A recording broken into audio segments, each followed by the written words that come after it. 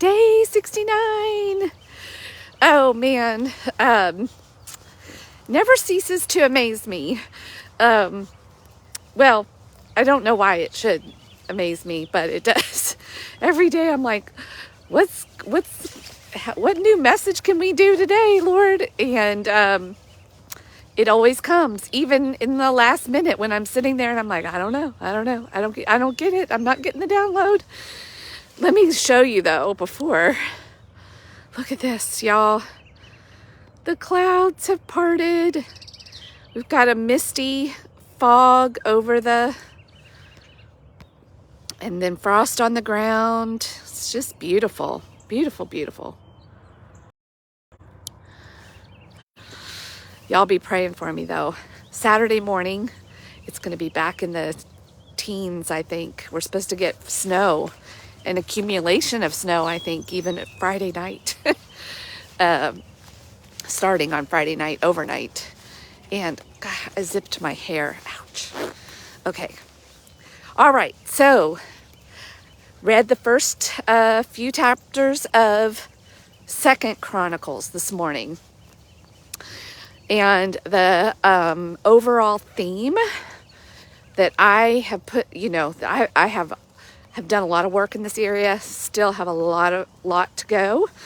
I really help a lot of my clients with this, both coaching and even real estate, is self-care, the importance of self-care. And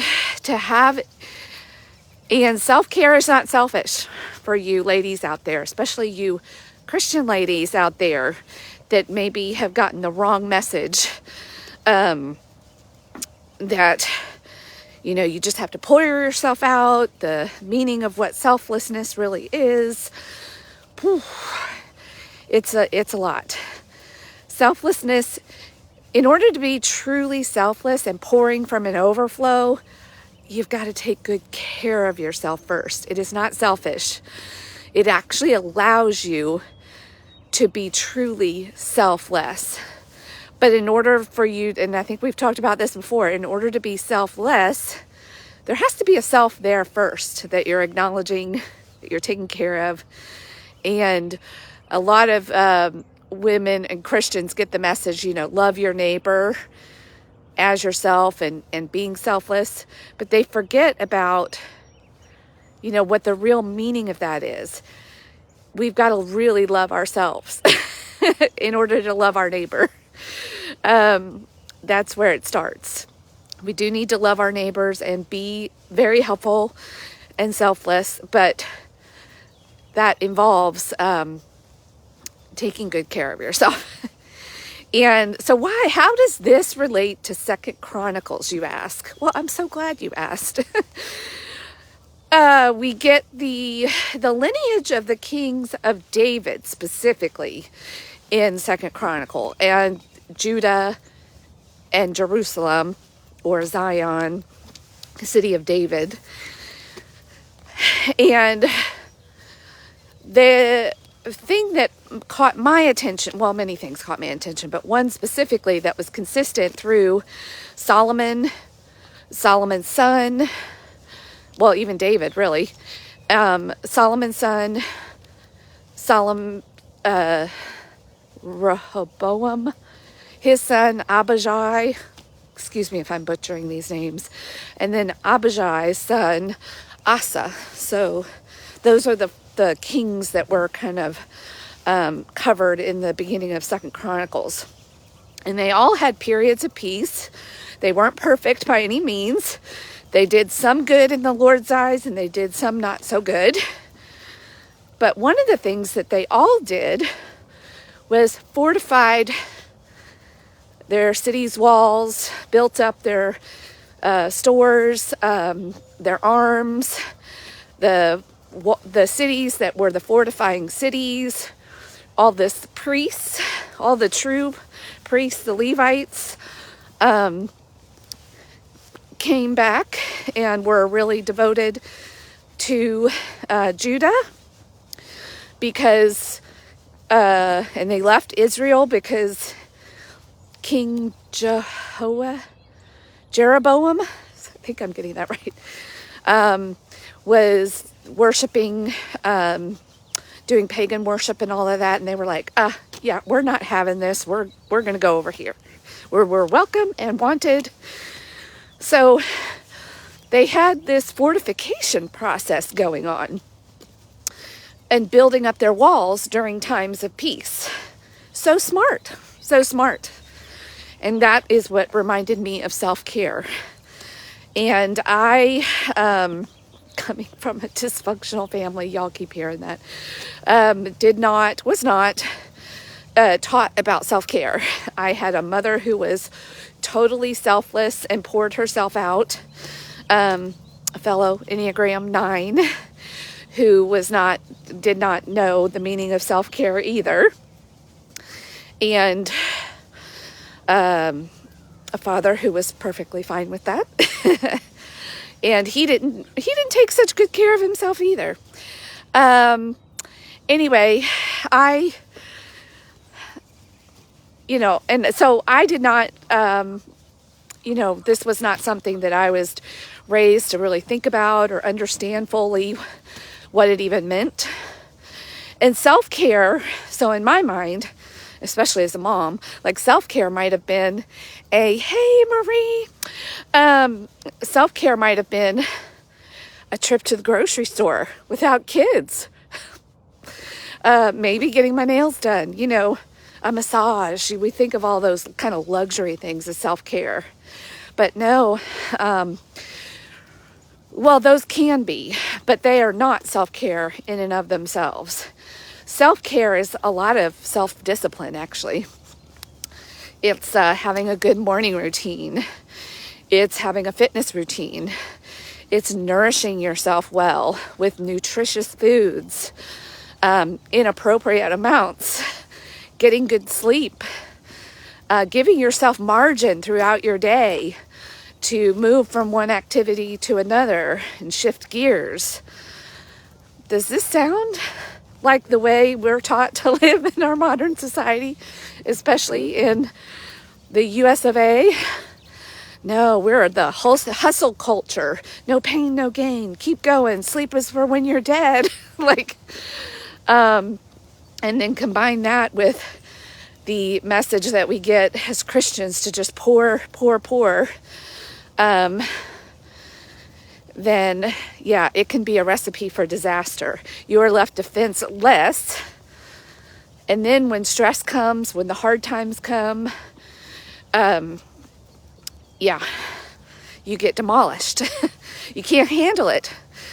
The self-discipline of self-care gives you the strength to withstand when the attacks come, when the hard times comes, when you don't get a good night's sleep, when you don't have access to the right food, or your boss is being very demanding and you don't have a choice. But if you've taken good care of yourself, you can handle those short periods of attack. And also, one of the things I had to really reevaluate a few years ago, and come to terms with, is the messaging that we get in our culture that relaxing with a drink in the evening is self-care, that's a good thing. There's even doctors out there that recommend their patients drink. Of course, they say don't have more than one or two, drink responsibly. How do you do that with an addictive substance? Anyway, hopefully, I think a lot of people are waking up and learning that having drinks regularly, even if you're just a weekend drinker, is not good self-care. It's a toxic poison. It's an ethanol, the stuff we put in our cars.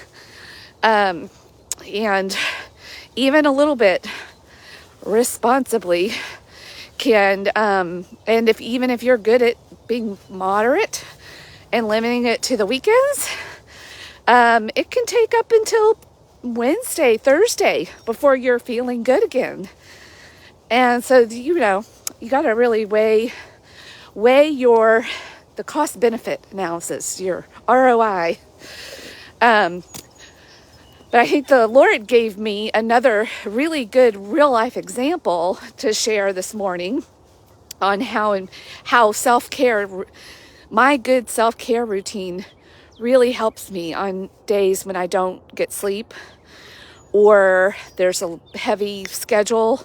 Like, I can handle it, no problem now. It's not always easy, but I've got gas in the tank. I've got the reserves. I've fortified myself so that I can do that for a time. And that is so different from the way I used to operate. Like, I felt like I was always under stress. So if you're feeling like you're always under stress, and you might want to look at your self-care routine, because if you have a good one, it should not feel this way. And it's really interesting, the paradox and the truth of the way things actually work in life, and not what your ego will tell you. Like, hustle, hustle, that's the fear. Like, oh my God, that's a scarcity mindset. But when you take more time, you have more time. Try it out. Now, it takes a while to get there, especially when you haven't had good self-care or self-discipline in this area. It takes a while to, when you have no defenses, to build them up. But once you build them up, you will really start to notice how differently you operate and move through the world. So what was my example? Here, yes, see, that's what I do. I start with and then I go, yeah. My example is my dogs. Something was happening outside, and my dogs started barking about 3:30 in the morning and would not stop. So I decided at 4:30, you know what? I'm just going to get up and I'm going to deal with them. Now, I got up at 4:30 yesterday morning, bright-eyed and bushy-tailed. Not so much this morning, but I can handle it. And I've got today is one of my heavy workload days where I won't be done until like 9:30 at night.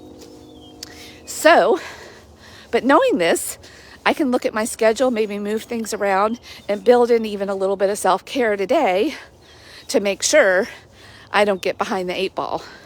If that doesn't work out for some reason, I've got my weekend. Like, it's that important to me now. I will make sure that I get caught up on sleep, that I do some other things, eat a little bit better, maybe even eat a little bit more. I'm not going to ignore my hunger and being awake, the extra hours and the extra calories that my body will need and my brain. I take care of myself now. I'm the only me there is. This is the only body I have left to do this life well. And I have big goals now that I really am curious to see, what I can do. But I know I can't achieve much of anything without good self-care. It's like foundational. So if you're listening to this and it makes you think about self-care in a new way, I would love to hear about it. If you need help, feel free to message me. I love to encourage people in this area. It's been a game changer for me. I don't feel guilty about it anymore. Actually, I feel guilty if I'm not doing it, because I know how much I'm really hurting myself and even those around me. Because you know what happens when you don't take care of yourself and you get run down? You get grumpy. You have anxiety. You're not very nice to be around. Even when you're like I used to be and just stuff it down, put a smile on. Like, people can pick up the energy. They know when there's a chip on somebody's shoulder. You start to get resentful. Maybe you even get passive aggressive if you're the people pleasing type and you don't allow yourself to be aggressive. Yep. That was me. And it does take, when you're headed in that direction too, and you decide to change directions, like, that's hard. That's a big ship to turn around. It takes a lot to, number one, slow it down. Maybe I'll use the train analogy. Trains going by in the background. It takes a while to slow a train down, a speeding locomotive. So give yourself time, patience. This is a lot of new stuff to learn. Start small.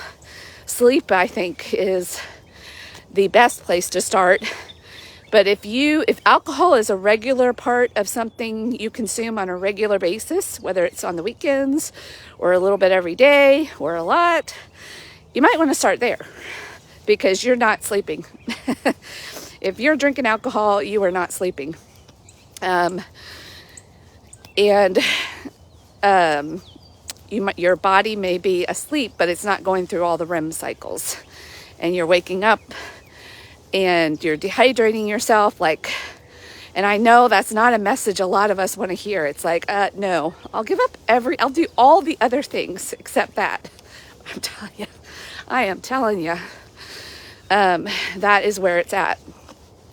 So, self-care, what can you do today and maybe even this weekend it's Friday Junior today, it's Thursday at the time of this recording in March of 2022, but whenever you're listening to it is always the right time to start taking care of yourself. And the benefits will pay dividends, and the compound effects of those it's priceless. And that's what we can learn from all of these smart kings that spent time, every opportunity they had, fortifying their cities and protecting their gates and building up their defenses, taking care of their cities so their cities could take care of them and the citizens when they were at war and when they needed them. So that's my little tidbit for the day. Have a great day. Bye.